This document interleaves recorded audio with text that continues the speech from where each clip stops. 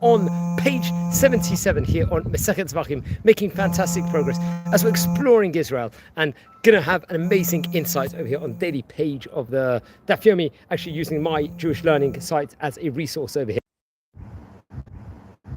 Yes, so friends, we're going to continue the series of the Daf Yomi. We're on page 77 over here in Masechet Zevachim. So very interesting. We see that in today's page of the Gemara, there's actually a recording of a Mishnah about an accidental mixing of two types of sacrifices. We've been talking all about ta'aruvot, mixtures over the last few pages inside the Gemara, and we're very much speaking about that, encapsulating in today's page. When two types of sacrifices, a burnt offering, which must be, that we've learned about, must be entirely burnt on the altar, and something called a sin offering, which we've spoken about before, which are partly burned and partly eaten by the Kohanim, with the remnant limbs burned outside of Jerusalem, that we've learned about before. Now, the limbs of a sin offering that we've learned about, that were intermingled with the limbs of a burnt offering, Rabbi Eliezer is actually going to say, he says over here, the priest, the Kohen, shall place all the limbs above, and I view the flesh of the sin offering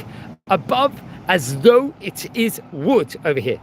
And the rabbis say over here, wait until over here the form of the intermingled limbs decays, and they will all go out to the place of burning. That's what's stated over. Now, intermingled limbs, let's say, you could say, presents a maybe a ritual issue in of itself. A burnt offering must be burnt up entirely, and a sin offering is partly burnt, eaten, and dispersed of. Now, once they're mixed together over here, each offering's requirement within regards to the topic of it being fulfilled, we've got to be careful they don't violate each other. Now, Rabbi Eliezer believes that at least the burnt offering can be salvaged over here, while the rabbis require the entire mixture to be destroyed. It's because this mixture has actually taken place at this point in time, it's actually going to be problematic and actually ruin it. Now, the Gemara, the Talmud, is going to provide, let's say, the basis in the Torah of this disagreement. It's actually featured in Parshat Vayikra in chapter 2, verses 11 to 22. 11 to 12.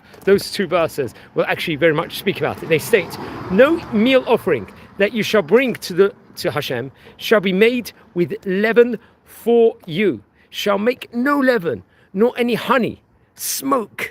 He talks also about smoke over here. It's as an offering made by the fire of Hashem. As an offering of the first fruits, you may bring them to Hashem, but they shall not come up for a pleasing aroma on the altar. Now, we talked about reach nichoach, pleasant aroma, on various occasions over here on this topic where we've been talking about the Daf Yomi. While the verse clearly, let's say, indicates that you can't offer leaven or honey as aromatic offerings over here, Rabbi Eliezer rules that you can use them, and by extension, the remnants of sin offerings, as extra, let's say, kindling wood over here. That's what it's talking about.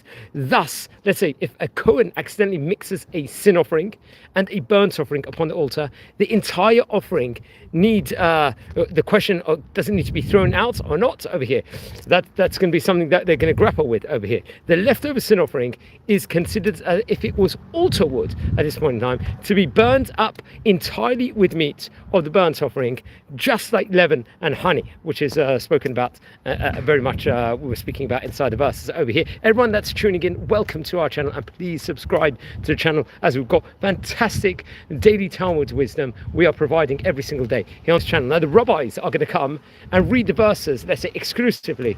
Let's just say over here, the terminology used on the source I'm reading, it says the merciful one excludes. As an offering of first fruits, you may bring them. This indicates that it is them, i.e. leaven and honey alone, that it is stated. You may not offer up, but you may offer up leaven and honey for the sake of wood, but other substances, no. So for wood, seemingly that's okay, but for other substances, no. That's what's stated. Well, the verse says, and that's very, very interesting. Now, I think the rabbi, within regards to, we're talking about, for the rabbis, all that it is prohibited over here as aromatic offerings are honey and leaven, yet they alone can be counted as firewood, what we've learned about before. So if a Kohen accidentally mixed a sin offering and a burnt offering on the altar, the entire offering must be left until its appearance changes and it is disposed of.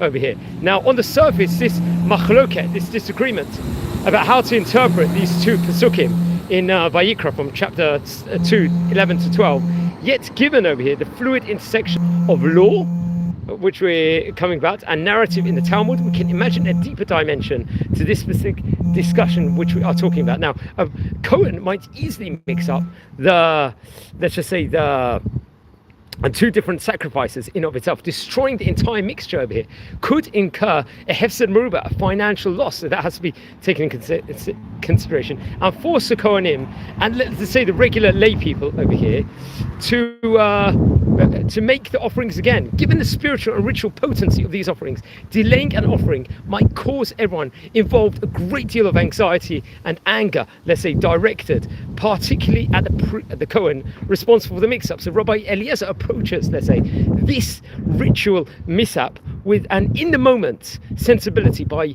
foregoing ritual, let's say, fastidiousness in favor of more flexible problem solving, which we've been speaking about over here. They grapple with and come over here approach. The rabbis remain adamant, let's say, in their insistence upon the strictness, the sensitivities of those involved is not going to be withstanding. Now, this machloket, this disagreement in of itself, might also point towards a more complex story. We learned actually in Bava Metzia, I think about just over about a year and a half ago, that we had a famous story about the oven, about a specific oven in of itself. Now, what went on over here, friends? We're going to speak about that now. Hold on. Yeah, now there was a famous story in Bava Metzia over here that we were talking about here on the previous occasions with the oven we spoke about beforehand over here. So let's just recount it over here. It was, I think over there was Rabbi Eliezer is publicly, let's say, ostracized because he firmly stands by a, let's say, flexible ruling about the impurity of an oven over here. The rabbis insist on destroying every oven he declares kosher, and ultimately, let's just say, their strictness over here could potentially really damage him. They are willing to engage in, let's say, this strong behavior for the sake of maintaining the purity and authority of this, let's say this stringent approach over here. Now, let's say the topic over here itself might be a window into an ongoing, let's say, topic of discussion, robust discussion between Rabbi Eliezer and his chavrutot, the other rabbis he was with, about, let's say, balancing ritual correctness and realistic flexibility in of itself. So really much this does grapple about this specific topic in of itself, and very, very interesting topic over here, friends. So friends, we are at the moment on page 77 here of Masechet Zevachim, which is absolute fantastic progress. Everyone subscribe to the channel if you're new over here, and join our community. And yeah, nothing like recording every single day a bit of wisdom from the daily Talmud. And yeah, please subscribe, friends, over here. I'm wishing you all a fantastic day. And don't forget, we don't just record videos over here about the daily tidbits of the Talmud. We also will record videos on our channel within regards to other topics also. We speak about, we have like, a great rabbi every single day giving over a what's it called, a Shnei Daka. You have wait, hold on a minute, friends.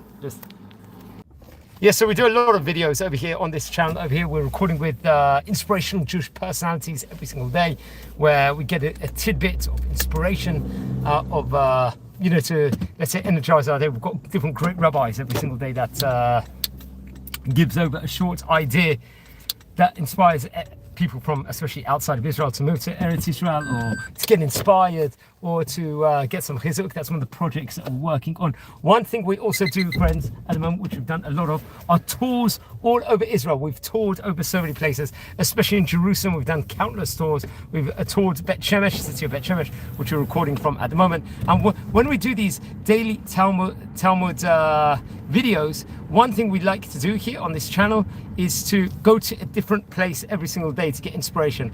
Like today, we were recording here in RBS Gimmel, and you know, it's just beautiful to come all over Eretz Israel and show over Torah to Eretz Israel. There's nothing like it. So that's something we do. We've done already about 100 tours in Jerusalem, which is absolutely phenomenal also, and so on and so forth. And we really like to just explore all the goodness and greatness. We also record videos on the weekly Torah portion, on the Parshat HaShavua, respectively. This week happens to be Parshat Vayetze, this Shabbat's coming. We do other current topics that are grappling, let's say, the Jewish world currently. And we do a lot of short clips also over here, where we like to have short videos of different kinds of archaeologies that really encapsulates the beauty of this fantastic country of Israel over here. And thank God we've really related over and recorded over many thousands of short clips over here also. So very interesting. And I think on that note, I'm going to wish you all a fantastic day, and be well. And yeah, please subscribe to the channel. Also, watch your space. We have about another 6-ish weeks till we complete this tractate, this Masechet at the moment. So really going from strength to strength over here and improving as we just explore the Torah and the goodness of Israel. And one thing also, just to add on, what we also do here on this channel is we record videos at the moment of history biography videos of great rabbis we see, mostly from the vast majority from Ottoman and Oriental countries. So that's another reason why to enjoy, sit back and get inspired by the great content that we have over here. So on this note, wishing you all a Shabbat Shalom. Tomorrow evening is going to be Shabbat, and take care and have a fantastic day, everyone. Thanks and blessings from Israel. Thank you for watching.